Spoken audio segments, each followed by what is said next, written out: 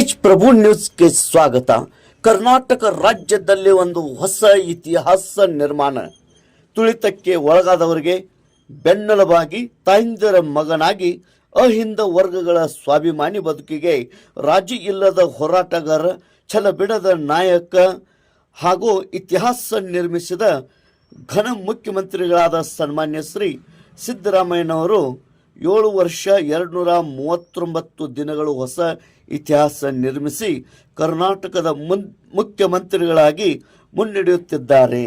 ಈಗಾಗಲೇ ಹಿಂದೆ ಮಾಜಿ ಮುಖ್ಯಮಂತ್ರಿಗಳಾದ ಶ್ರೀ ಡಿ ದೇವರಾಜ್ ಅರಸ್ತರವರು 7 ವರ್ಷ 238 ದಿನಗಳು ಮುಖ್ಯಮಂತ್ರಿಗಳಾಗಿ ಇತಿಹಾಸ ಸೃಷ್ಟಿಸಿದ್ದರು.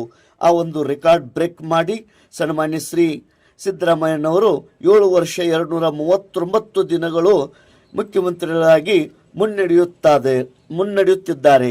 ಈ ಪ್ರಯುಕ್ತವಾಗಿ ಇಂದು ಸಂಕೇಶ್ವರ ಪಟ್ಟಣದ ಪ್ರವಾಸಿ ಮಂದಿರದಲ್ಲಿ ಲೋಕೋಪಯೋಗಿ ಸಚಿವರು, ಜಿಲ್ಲಾ ಉಸ್ತುವಾರಿ ಸಚಿವರಾದ ಸನ್ಮಾನ್ಯ ಶ್ರೀ ಸತೀಶಣ್ಣ ಜಾರಕಿಹೊಳಿ ಇವರ ನೇತೃತ್ವದಲ್ಲಿ ಹಾಗೂ ಕಾಂಗ್ರೆಸ್ ಮುಖಂಡರಾದ ಮತ್ತು ಕರ್ನಾಟಕ ಪ್ರದೇಶ ಕುರುಬರ ಸಂಘದ ಉಪಾಧ್ಯಕ್ಷರಾದ ಮಾನ್ಯ ಶ್ರೀ ಶಂಕರರಾವ್ ಹೆಗಡೆ ಇವರ ನೇತೃತ್ವದಲ್ಲಿ ಸಿಹಿ ಹಂಚಿ ಹಾಗೂ ಸಂಕೇಶ್ವರ ಬ್ಲಾಕ್ ಕಾಂಗ್ರೆಸ್ ಅಧ್ಯಕ್ಷರಾದ ಸಂತೋಷ್ ಮುಡಸಿ ಇವರ ನೇತೃತ್ವದಲ್ಲಿ ಸತೀಶಣ್ಣ ಜಾರಕಿಹೊಳಿ ಇವರಿಗೆ ಶಾಲೆ ಹೊದಿಸಿ ಹೂಮಾಲೆ ಹಾಕಿ ಎಲ್ಲರಿಗೆ ಸಿಹಿ ಹಂಚಿ ಸಂಭ್ರಮಾಚರಣೆ ಮಾಡಲಾಯಿತು.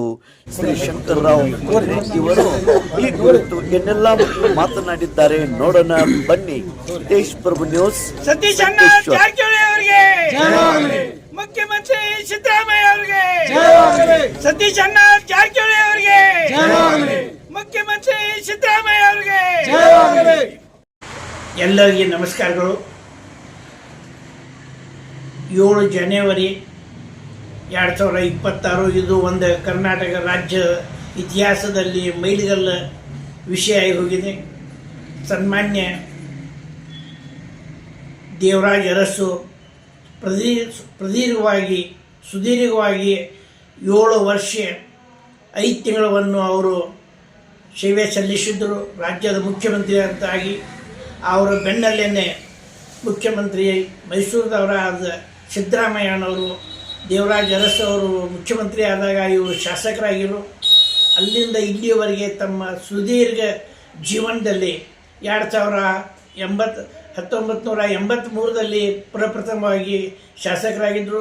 2013ರಲ್ಲಿ ಪ್ರಥಮವಾಗಿ ಮುಖ್ಯಮಂತ್ರಿಯಾಗಿ 5 ವರ್ಷ 4 ದಿವಸಗಳನ್ನು ಪ್ರದೀರ್ಘವಾಗಿ ಕಾಂಗ್ರೆಸ್ ಪಕ್ಷದಿಂದ ಸೇವೆ ಮಾಡುತ್ತಾ ಮುಖ್ಯಮಂತ್ರಿಯಾಗಿ ಕರ್ನಾಟಕ ರಾಜ್ಯದ ಇತಿಹಾಸದಲ್ಲೇನೆ ಪ್ರದೀರ್ಘವಾಗಿ 5 ವರ್ಷ 4 ತಿಂಗಳನ್ನು ಮಾಡಿ ಆಮೇಲೆ ಮತ್ತೆ 2023ರಲ್ಲಿ 2 ವರ್ಷ 5 ತಿಂಗಳ ನಿನ್ನೆಗೆ ಆಗುತ್ತದೆ.